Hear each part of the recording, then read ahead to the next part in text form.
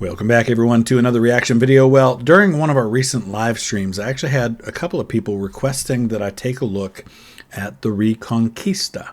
If you're not familiar with that part of history, understand that the Iberian Peninsula, which is made up of Spain and Portugal, it's kind of that southwestern end of Europe, was once divided between Muslims and Christians in various realms, kingdoms, duchies, different things like that.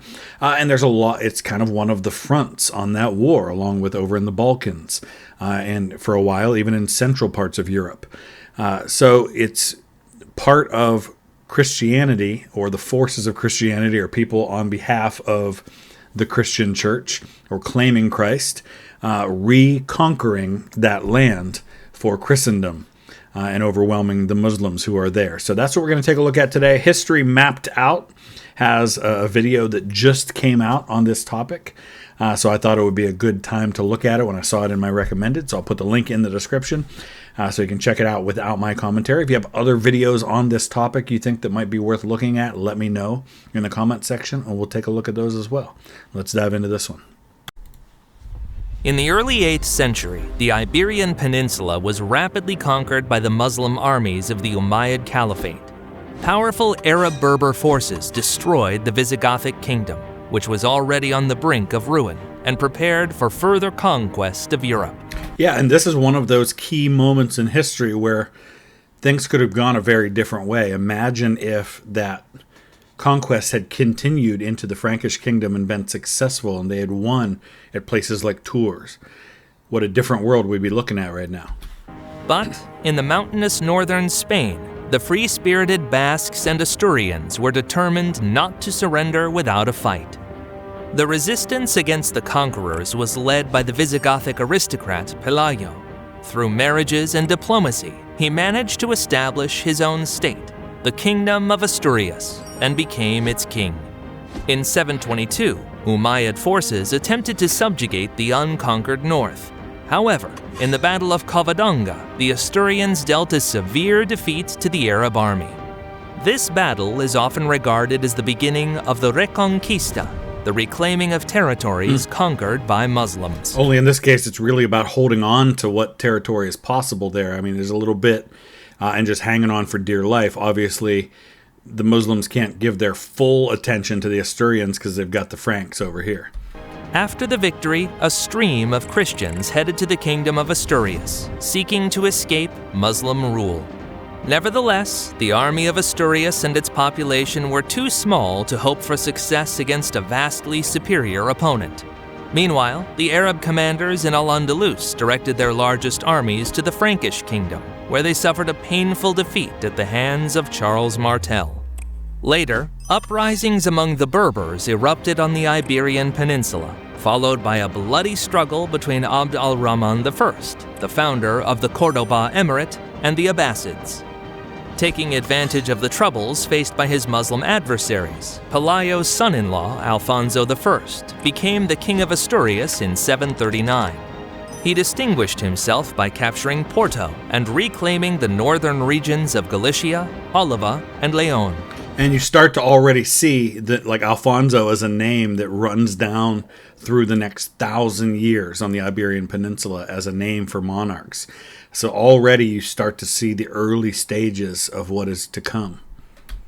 After the consolidation of power by the mighty Abd al-Rahman and the establishment of the independent Cordoba Emirate, Muslims launched several successful campaigns against Christians. Notably, the Umayyads defeated the Asturians in the Battle of the Burbia River in 791. However, King Alfonso II of Asturias inflicted a defeat on the Arabs in the Battle of Lutos and temporarily expanded his territory to the Duero River. Alfonso II also managed to briefly capture Lisbon and establish a network of fortified settlements, known as burgos, along the border with the Cordoba Emirate. Yeah, and it's a real similar name to burgs, which, you know, to this day you go to places like Edinburgh up in Scotland, and it's got that B-U-R-G or B-U-R-G-H on the end of it. Same name showing up here with these fortified settlements to try and hold the frontier, the borderland. The numerous fortresses built for protection against Muslim raids later gave their name to one of Spain's provinces, Castile. Additionally, Charlemagne began the struggle against the Cordoba Emirate, during whose reign Frankish forces were able to push the Moors back from the northeast. Here, the Spanish March was created, which was intended to serve as a base for further efforts against the Muslims. And march, anytime you see that word march or marches, you're talking about borderlands. These are the areas that are kind of the in-between. You have the Welsh marches up in the UK, which is that borderland between Wales and England. The Scottish marches, same thing. Throughout the 9th century, Christian and Muslim rulers of the Iberian Peninsula exchanged a series of successful raids and failed campaigns. But the balance of power and the overall outlines of borders remained unchanged. Meanwhile, in the north of the peninsula, feudal conflicts and political struggles among the Christian aristocracy often led to the formation of new states or counties. In 820, the ruler of Pamplona, Inigo Arista, established a de facto independent state, which later became known as Navarre. 52 years later, Count Wilfrid of Barcelona broke away from the Frankish kingdom and joined the coalition of Christian states in their struggle against the Cordoba Emirate. Wilfrid the Hairy, what a fantastic name. Yeah, and the problem here is, of course, when you have competing Christian states, they lose focus on competing against the Muslims, and they start focusing on each other. And it's only when you're going to be able to unite all of those that you're really going to be able to fight back in a significant way. At this time, separatist sentiments also spread among the Muslim nobility. Muwallads, Islamized Christians, and renegades of the Cordoba Emirate. For instance, the renegade lineage of Banu Qasi managed to create a de facto state in the lands of what would become Aragon.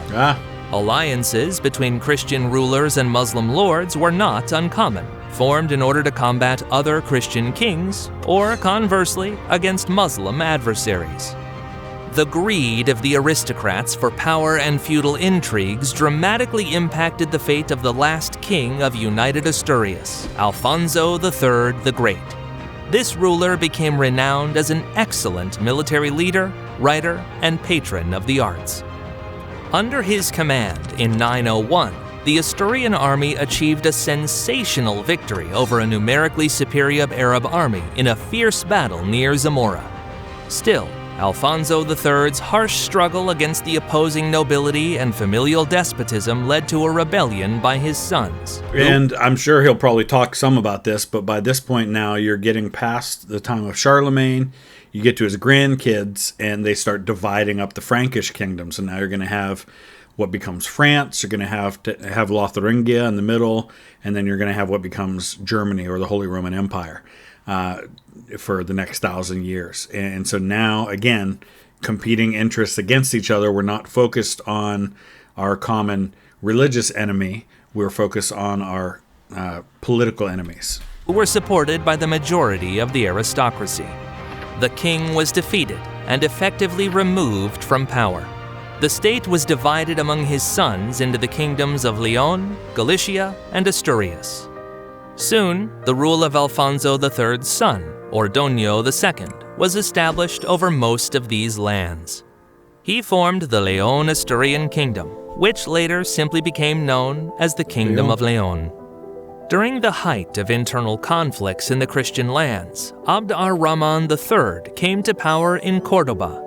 His reforms led to the creation of the most powerful professional army on the Iberian Peninsula, composed of slaves and mercenaries. And why does that matter? Because at this time you don't really have professional armies yet. You have levies that you can call up. You have the beginnings. You have feudal systems going on, and so you have lords that can call up their own small forces that serve under their lords above them. But you don't have a professional fighting force that's trained, that's always ready, always there to fight. Abd ar-Rahman possessed enormous wealth for that time and controlled a large part of the Iberian territories. He captured Pamplona and dealt several defeats to the fragmented Christian states, which were even forced to become vassals of the Cordoba Caliphate for a time. All the same, in 939, the rulers of Leon and Pamplona united in the face of the threat of total conquest. I mean, I say it all the time, the enemy of my enemy is my friend. We got to stop fighting amongst each other. We've got to deal with this threat. Then we can worry about who gets what. Armies, led by King Ramiro II of Leon, set out to confront Abd ar-Rahman's massive army. The enemies clashed in a fierce battle near Simancas. Due to organizational failures in the Cordoba Caliphate's army, the significantly smaller forces of the Christian kingdoms achieved a complete victory. It's impressive, especially when you're dealing with Abd ar-Rahman has a professional force that you would think would encourage him. And I don't know what's going on the other side down in Africa, if there's other competing Muslim states that he has to deal with as well, or is this really his sole focus? Still, the Christian rulers soon quarreled over the distribution of spoils and reclaimed lands. As a result, the Reconquista came to a halt, allowing Abd ar-Rahman III to rebuild his military strength and regain the initiative against the Christian kingdoms. Feudal disputes led to the effective separation of Castile from Leon, where Count Fernán González established his own dynasty. Meanwhile, in the Cordoba Caliphate, following the death of Al-Hakam II, power increasingly fell into the hands of Muhammad ibn Abi Amir. Nominally the commander of the armies, he effectively removed the inactive Caliph Hisham II from power. Due to his numerous victories, he earned the nickname Al-Mansur. He launched over 50 campaigns against Christian rulers, inflicting painful defeats and capturing Salamanca, Braga, Pamplona, Leon, Barcelona, and several other cities. This is a guy who was committed. I mean, this guy obviously felt that he had a calling to deal with the Christian threat in Iberia. Al-Mansur's brutality was even greater than his military talents. The inhabitants of conquered lands were mercilessly slaughtered. Women and youths were taken captive, and churches and towns were destroyed. I wouldn't say that makes him unique. I mean, that's kind of standard operating procedure on both sides during a lot of these wars. Additionally, Al-Mansur was a skilled diplomat and intriguer, managing to sow discord among the Christian rulers through bribery and threats. Smart. During his reign, the borders of the Cordoba Caliphate expanded north to the Duero River. The most Christian states paid him tribute. Nonetheless, in his last battle against the Christian rulers at Calatanazor, Al-Mansur suffered a devastating defeat and later died from his wounds. Following Al-Mansur's death, the Cordoba Caliphate was plunged into a fierce struggle among various factions for power. Power vacuum. This conflict ultimately led to the fragmentation of the Cordoba Caliphate in 1031. So this is what happens. You have a military leader who basically usurps power from the political leader that had been in place. I mean, I'm using those terms loosely, political, but so you don't have the regular line of succession. You don't have the regular order of things. So now when that military leader who has usurped that power is gone, now everybody thinks they can usurp power. We see the same thing happen in the build-up to Julius Caesar taking dictatorial powers or being given them in Rome. It wasn't him doing that out of nowhere. There had been a precedent set in the generation or two before that allowed for those kinds of things to take place. Into small states known as taifas. The Reconquista resumed with renewed strength during the reign of King Ferdinand the Great of Castile and Leon. Wow. By 1057, he had become the ruler of most Christian lands on the Iberian Peninsula. And Ferdinand, there's another name you're going to see coming through Castile and Leon for a time to come. Took the title of Emperor of Spain. Ferdinand the Great launched successful campaigns against Toledo, Seville, Badajoz, and Zaragoza, forcing the local Muslim emirs to submit to him and pay tribute. Ferdinand's legacy was continued by his son Alfonso VI the Brave, who in 1085 successfully recaptured Toledo from the Muslims. The capture of the capital of the former Visigothic kingdom, along with other successful campaigns by the Christians, prompted the emirs of Al-Andalus to seek help from the North African Almoravid dynasty. So there's the dynasty that's south of them. I wondered what was going on in that northwestern part of Africa. A year later, Muslim forces led by the Almoravids dealt a devastating defeat to Alfonso and his allies at the Battle of Sagreras. The Christian army was overwhelmed due to the poor discipline and lack of coordination among the various feudal contingents. Everything we're talking about here has been really over in the span of about 2 centuries. This is a lot going on. This is a time period and a place in history I don't know nearly enough about, but it seems like there's a lot to dive into here. By the early 12th century, the Almoravids had gradually established their authority over most of the Muslim lands of Al-Andalus and inflicted a series of defeats on Castilian rulers. Yet, in the eastern part of the Iberian Peninsula, a strong kingdom of Aragon had formed since the mid-11th century, with its rulers successfully waging war against the Muslims. Notably, it was here that the legendary Spanish knight Rodrigo Díaz de Vivar, better known as El Cid, stood in opposition to the Almoravids. Rodrigo had fought against various Muslim and Christian rulers, earning a reputation as a brave and noble commander. In 1095, he managed to recapture Valencia from the Almoravids. So just to set a little context here, what we're talking about now is this is in the decades immediately after William the Conqueror and the Norman conquest of England, going from Normandy. And so France, by this point, is a pretty powerful kingdom of its own. England is now Norman, and you're about to have the advent in a couple more decades of the Plantagenet dynasty, the Angevins there. So that's all going on north of here, not far from here, while this is going on here. And then you have a lot of conflict happening over in Central and Eastern Europe as well. An event later celebrated in Spanish epic literature. However, after El Cid's death, Valencia was once again brought under Almoravid control. The confrontation between Christian rulers and the Almoravids continued with varying success. The successes of the Reconquista were hindered by frequent disputes among the rulers of Aragon. Yeah, you're going to have to get it together. You're going to have to unite and decide, almost like a crusade. I mean, that's what happens in the Holy Land, right? You're going to have, in the years coming up here, you're going to have these crusades happening where you have all of these Christian powers of Europe uniting to expel the Muslims from the Holy Land. And you're going to have a similar kind of concentrated focus to make it happen here. And Castile. Meanwhile, the Almoravid positions were undermined by religious fanaticism, which affected Christians, Jews, and some Muslims. These Muslims sometimes provided covert or overt support to the Christian rulers. The organized Crusades, initiated by the Roman popes, gave new impetus to the Reconquista. One of the most successful... Yeah, I mean, because think about it. If you are in Leon or Castile, Navarre, Aragon, or Barcelona, you're thinking, okay, well, why are these European princes, these Christians, focusing so heavily on the Holy Land while we've got them right here on our continent to be dealt with? I can see where they would want that. And notable was the crusade led by Alfonso I of Aragon in Andalusia, during which the Aragonese king defeated Muslim armies and advanced as far as Granada. Prior to this, Alfonso had also recaptured Zaragoza and the surrounding lands, strengthening his kingdom's position. The development of the Crusades led to the formation of local spiritual knightly orders on the Iberian Peninsula. Among them, the most notable participants in the Reconquista were the Order of Calatrava, the Order of Alcantara, and the Order of Santiago.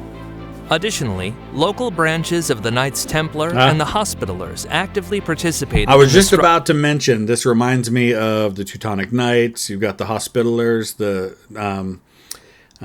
all of these organizations, these kind of, I don't know how you describe them. They're militaries without a state, but some of them end up getting states. Struggle against the Muslim states. Meanwhile, by the mid-12th century, the Almoravid state began to decline. This was exploited by Emperor Alfonso VII, who launched a series of campaigns into southern Spain, expanding his territories to the Guadiana River. At the same time, in the west of the Iberian Peninsula, the position of Count Afonso of the Burgundian dynasty strengthened. Alfonso. You have Portugal, for the first time, Alfonso. You've got Alfonso in Castile. Aragorn has had an Alfonso now. After his victory at the Battle of Auric, he formally separated from the Spanish monarchs and was proclaimed King of Portugal.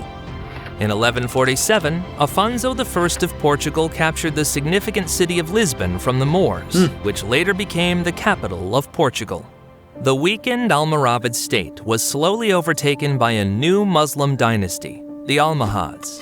This dynasty, originating from Africa, harshly restored the unity of the Muslim lands of Al-Andalus and accumulated enough resources for revenge against the Christian kings. In contrast, the Christian rulers of the Iberian Peninsula were mostly engaged in active warfare among themselves. In 1195, the armies of the Almohad Caliph Abu Yusuf Yaqub defeated the armies of the Catholic rulers led by Alfonso VIII in the Battle of Alarcos. The borders of the Caliphate pushed north, and it seemed that the balance in the conflict had once again shifted in favor of the Muslims. Under the Almohads, persecution of Christians intensified. Christians and Jews were often forced to convert to Islam, and those who refused were ruthlessly executed. Books deemed impious by Islamic theologians also fell victim to this religious intolerance. So it's interesting to see that happening because we're not far away from when you're going to have the Spanish Inquisition, which is the Christians doing the same thing. And no doubt this has been going on both sides, and both sides see creating unity as a reason for doing these kinds of things. They're necessary in order to kind of purify the Iberian Peninsula. Alfonso VIII drew the right conclusions from his defeat, and after a while, managed to unite the Christian kings of Spain and Portugal.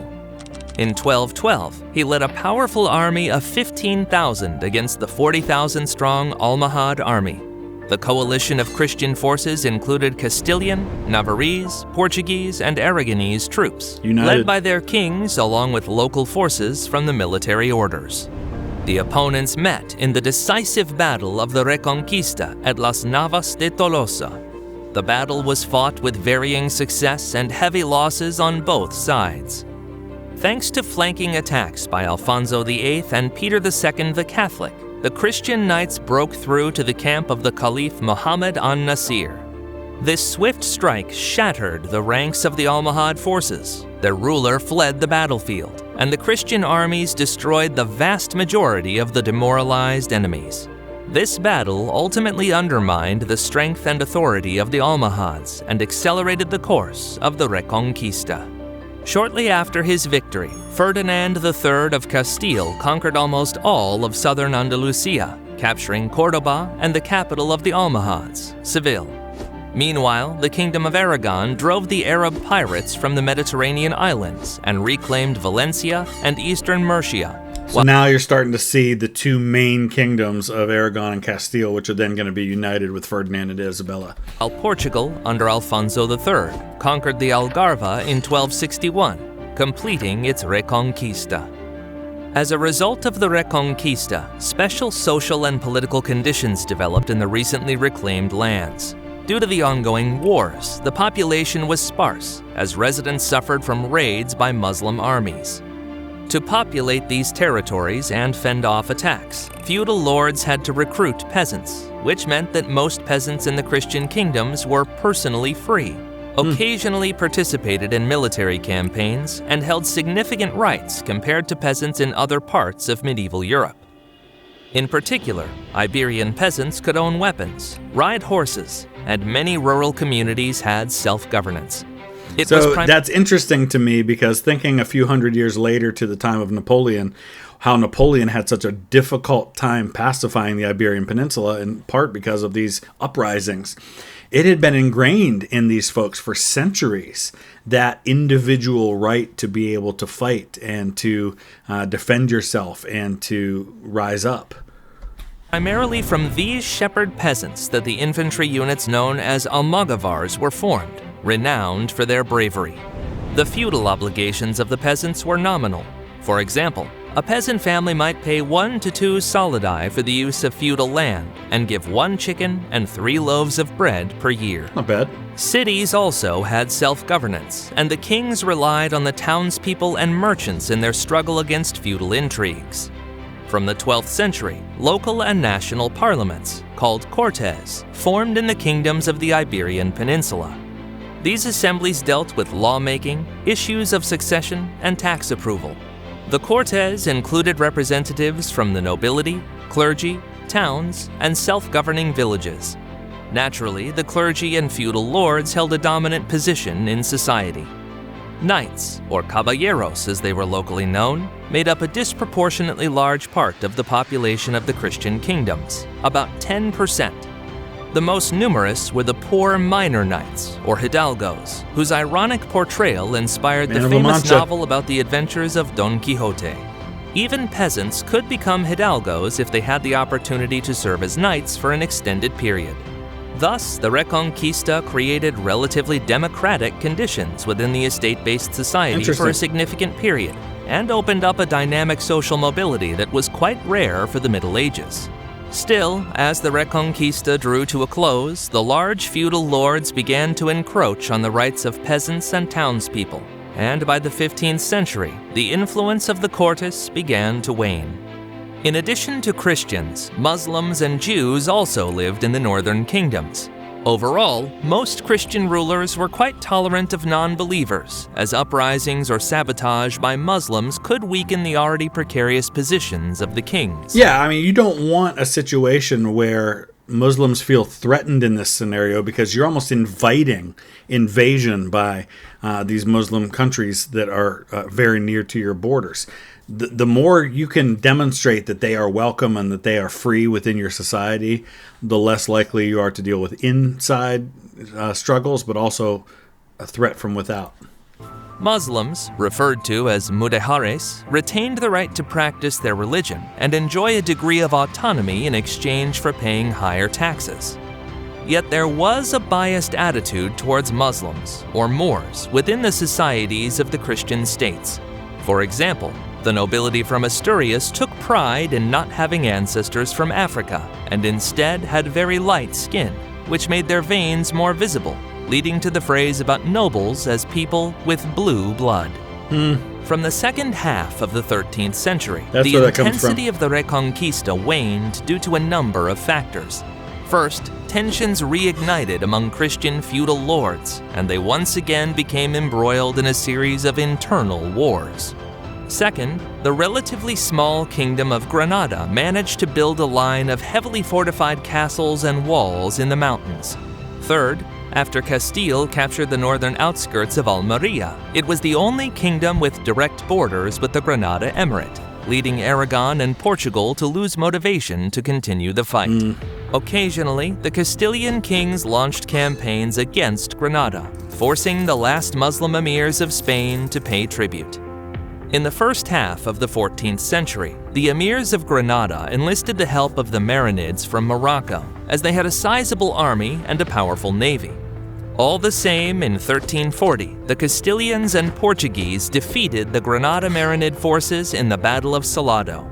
This was the last major attempt by African Muslims to turn the tide of the Reconquista in their favor. In the second half of the 15th century, the fanatical Catholic Isabella came to power in Castile, later marrying the King of Aragon, Ferdinand. And this is exactly what you have happen in the British Isles, where you have the King of Scots inheriting the throne of England. And now, after centuries of fighting between England and Scotland, they're united under one under one crown. And you're going to have the same thing happen with Isabella of Castile and Ferdinand of Aragon joining together, and then they're going to create a united Spain. For their religious fervor, they earned the nickname Catholic Monarchs. During this time, a border conflict arose between Castile and the Emirate of Granada, which served as by the way, these are the same Ferdinand and Isabella who are going to give the backing to Christopher Columbus to sail west. Catalyst for the final war of the Reconquista. The Castilian and Aragonese forces had a numerical advantage and captured Granada in 1492, thereby completing the process of Reconquista on the Iberian Peninsula. Unlike most Catholic monarchs of the Reconquista era, Ferdinand and Isabella were not known for their tolerance. They established the so-called Second Spanish Inquisition. Nobody expects that. If you know, you know. which fiercely fought against religious dissent and heresies. This included Judaism and Islam. So you notice that it's after the threat of Muslims on the Iberian Peninsula has been neutralized and driven off. Now they focus on purifying the peninsula, on dealing with heretics as they see them, Jews, Muslims, anybody else who's not a good Catholic. And Jews and Muslims were forced to convert to Christianity.